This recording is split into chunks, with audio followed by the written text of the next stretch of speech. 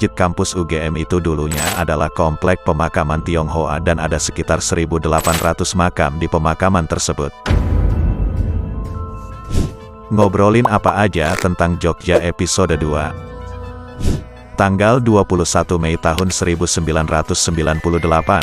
tepat pada saat Presiden Soeharto lengser, Panitia Pembangunan Masjid Kampus UGM tengah menentukan arah kiblat dengan melibatkan pihak Departemen Agama RI dan tim dari jurusan Teknik Geodesi UGM.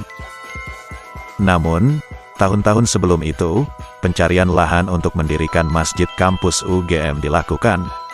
Pencarian lokasi ini dipimpin langsung oleh Rektor UGM saat itu, yaitu Profesor Kusnadi Haryo Sumantri. Lokasi awal ada di utara Fakultas Teknik. Namun, di lokasi ini ternyata sudah ada rencana pembangunan masjid. Masjid ini, kini kita kenal dengan Masjid Siswagraha. Nah, lokasi kedua ada di lokasi yang sekarang. Namun, lokasi ini ternyata memiliki dua hambatan. Yang pertama, lokasi ini merupakan komplek pemakaman Tionghoa. Ada sekitar 1.800 makam di lokasi ini. Hambatan yang kedua, status tanah ini adalah Sultan Ground, yang artinya pihak UGM harus mengurus perizinan ke Keraton Yogyakarta. Untuk menyelesaikan masalah ini, dilakukanlah rembukan atau diskusi antara pihak UGM dengan pihak Keraton Yogyakarta selaku pemilik lahan. Ternyata, pihak keraton memberi lampu hijau dengan memutuskan bahwa makam tersebut boleh dijadikan lahan Masjid Kampus UGM, tanpa perlu mengganti harga tanahnya.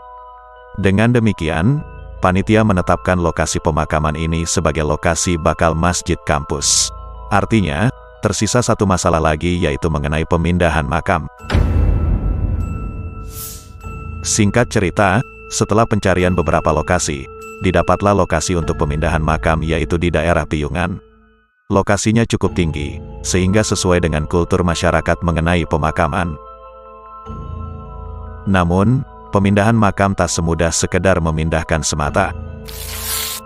Prosesnya dimulai dari penyebaran berita melalui iklan sebagai pemberitahuan kepada para ahli waris pemakaman tersebut.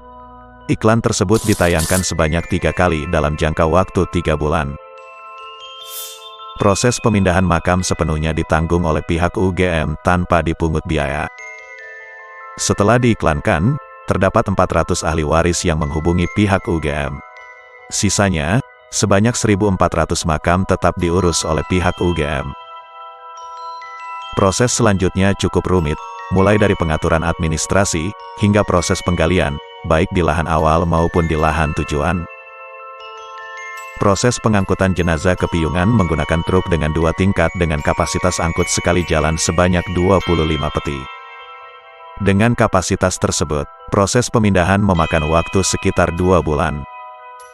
Di akhir pemindahan makam ini, ditemukan 2 buah makam yang berada di bawah pohon Kamboja di luar pagar kompleks makam. Dari hasil penelusuran informasi, diperoleh keterangan bahwa makam tersebut merupakan makam Kiai Mbulak dan Nyai Sumur, 2 tokoh yang oleh masyarakat sekitar dianggap sebagai leluhur lokasi Bulak Sumur saat ini. Tidak ditemukan siapa ahli waris dari kedua makam tersebut.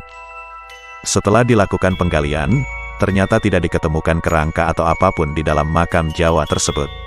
Akhirnya tanah yang ada di tempat tersebut dimasukkan ke dalam peti dan dipindah ke makam Kuncen. Pohon Kamboja yang menaungi kedua makam Jawa tersebut sempat ditawar untuk dijual dengan harga penawaran sebesar 3 juta rupiah.